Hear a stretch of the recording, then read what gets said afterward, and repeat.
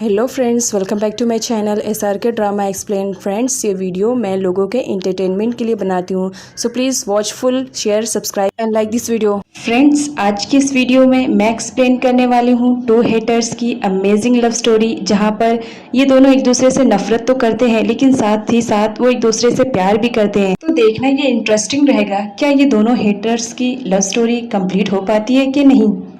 Friends, ये हमारे ड्रामे की एक्सप्लेनेशन का लास्ट पार्ट है, जिसमें दिखाया जाता है लैन और मुक का डिवोर्स हो जाता है। आफ्टर डिवोर्स मुक और लैन डैड से मिलने के लिए आते हैं, क्योंकि यहाँ पर मुक को रिंग रिटर्न करनी रहती है, तो वो रिंग रिटर्न कर देती है जो कि उन लोग की इंगेजमेंट पे हुई थी। यहाँ पे दिखाया जाता है लैन बहुत ज़्यादा सैड रहता है, बट वो क्या करे, इस वक्त मुक का उससे ख्याल ज़्यादा रहता है। इधर दानाई मिलता है जो कि लैन उससे कहता है चलिए दो दो हाथ कर लेते हैं, क्योंकि वो दोनों उस वक्त जिम कर रहे थे। लैन इसलिए ये कहता है क्योंकि वो देखना चाहता था कि क्या सच में ये वही है जो मुझे मारना चाहता है। ऑनलाइन ये नोटिस करता है कि जिस तरह किलर की फ़ाइट करने का तरीका रहता है वैसा ही सेम दानाई का रहता है, बट यहाँ पर वो कुछ रिएक्ट नहीं करता है, क्योंकि इस वक्त लैन के पास दानाई के खिलाफ कोई सबूत नहीं रहता है। तो वो बस सिर्फ सबूत इकट्ठे करने में लगा रहता है, क्योंकि उसे मुख से प्यार जो हो गया था और वो उसे हर्ट न करे, इस वजह से ही उसने डिवोर्स दे दिया था। अब सीन हमारे मुख पर आता है, जो फाइनली लैन का घर छोड़ने के लिए तैयार थी। वो फटाफट अपनी पैकिंग करती है और लैन के घर से अपने घर के लिए जाती है, जहाँ पर लैन उसे रोक लेता है और वो कहता है कि तुम यहाँ से मत जाओ। लेकिन मुख कहती है जब हम दोनों के बीच कोई रिश्ता ही नहीं रहा तो मुझे यहाँ रुक कर क्या फ़ायदा, मुझे यहाँ से चले जाना ही बेहतर रहेगा। लैन मुख का हाथ पकड़ लेता है और उसे नहीं जाने देता है। तभी वहाँ पर रुत और पीट आ जाते हैं। यहाँ पर रुत बोलता है जब तुम्हें मुख से प्यार ही नहीं है तो उसकी इतनी केयरिंग दिखाने की ज़रूरत नहीं है। अगर इतनी ही केयरिंग होती तो तुम उससे डिवोर्स नहीं लेते, वो भी किसी और लड़की के लिए। यहाँ पर लैन कुछ भी नहीं बोलता है। रुथ कहता है तुम्हें इसकी केयरिंग करने की ज़रूरत नहीं है, इसकी केयरिंग करने के लिए इसकी फैमिली अभी रेडी है। उसके बाद रुथ मुख का हाथ पकड़ता है और वहाँ से उसको लेकर चला जाता है। नेक्स्ट सीन में दानाई को दिखाया जाता है, जो कि मुख के घर पर आया हुआ रहता है। वो उसके कमरे की छानबीन करता रहता है। तभी अनफॉर्चुनेटली वहाँ पर रुथ आ जाता है, जो देख लेता है और इन दोनों की भी ज़बरदस्त फाइट होती है। यहाँ पर दिखाया जाता है उसी वक्त किसी काम से लैन भी वहाँ पर आ जाता है और वो भी फाइट करता है। यहाँ पर दिखाया जाता है कि लैन और रुथ दोनों मिलकर दानाई से फाइट करते हैं, लेकिन अनफॉर्चुनेटली दानाई उन दोनों को हरा कर वहाँ से जैसा तैसा भी भाग जाता है। उसके बाद नेक्स्ट सीन में दिखाया जाता है कि दानाई सीधा आता है नुक से मिलने के लिए। उसी वक्त नुक से मिलने के लिए लैक आती है और साथ ही साथ लैन भी आता है, जहाँ पर लैक देख लेती है उन दोनों को और समझ जाती है कि उसके हस्बैंड का और लैन की गर्लफ्रेंड का अफेयर चल रहा है। उसके बाद वो आती है और सीधा नुक को एक थप्पड़ जुड़ देती है और बोलती है कि तुम्हारी हिम्मत कैसे हुई मेरे हस्बैंड को मेरे खिलाफ करने के लिए और उसे अपने प्यार के जाल में फंसाने के लिए। तुम्हें से लैन के लिए मैंने बुलाया था और तुम मेरा ही घर बर्बाद करने पे तुली हो। ये बोलकर वो उसे मारने लगती है। तभी वहाँ पर दानाई बोलता है कि तुम प्लीज़ इसे मत मारो। उसी वक्त लैक आती है और दानाई को भी हिट करती है कि तुम तो चुप ही रहो, तुमसे तो मैं बाद में निपटूंगी। दानाई को गुस्सा आता है, वो लैक के ऊपर हाथ उठाने ही वाला रहता है। तभी वहाँ पर लैन पहुँच जाता है और अपने जीजा की खूब धुलाई करता है इस बात के लिए कि तुम्हारी हिम्मत कैसे हुई मेरी सिस्टर पर हाथ उठाने के लिए। और फाइनली उन दोनों के अफेयर की वीडियो भी लैन ने बना ली थी। तो यहाँ पर लैक अपने डैड से बताती है कि वो दोनों का अफेयर चल रहा था, उसने मुझे चीट किया है। फ्रेंड्स, यहाँ पर यह भी दिखाया जाता है कि लैक और लैन के बीच हुई अंडरस्टैंडिंग भी क्लियर हो जाती है। यहाँ पर लैन के पास जो दानाई और निक का वीडियो रहता है वो उसे वायरल कर देता है, इस सोच में कि अगर दानाई ही वो किलर रहेगा तो ये वीडियो देखकर वो ज़रूर कुछ ना कुछ रिएक्ट करेगा।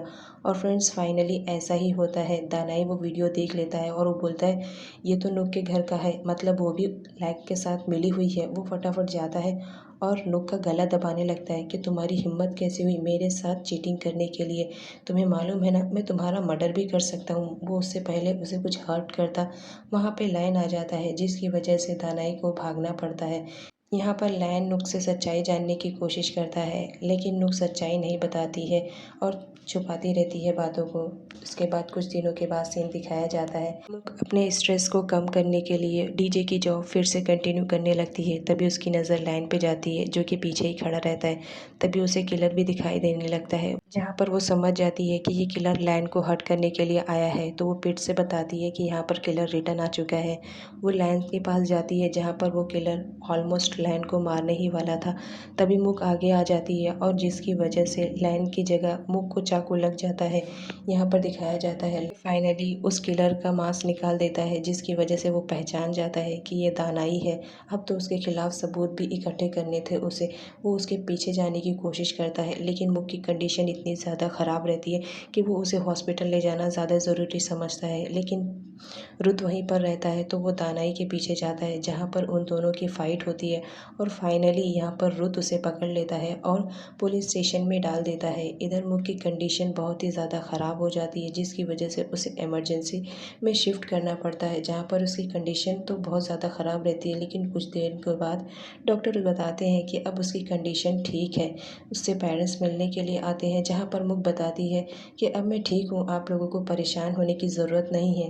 लैन ने दानाई को वहाँ पर बुलाया था, जहाँ पर लैक को इतनी ज़्यादा गुस्सा आती है। वो दानाई को खूब मारती है कि तुम्हारी हिम्मत कैसे हुई, मुझे नहीं मालूम था कि तुम इस कदर भी गिर सकते हो। यहाँ पर लैक भी अपने भाई की तरफ रहती है, वो भी दानाई को जेल भेजने के लिए फिराक में रहती है। अब जो कि यहाँ पर लैक को सारी सच्चाई मालूम पड़ चुकी थी, तो वो मुख से माफ़ी मांगने के लिए आती है और बोलती है आई एम सॉरी, मेरे हस्बैंड की वजह से तुम्हें इस हाल में रहना पड़ रहा है।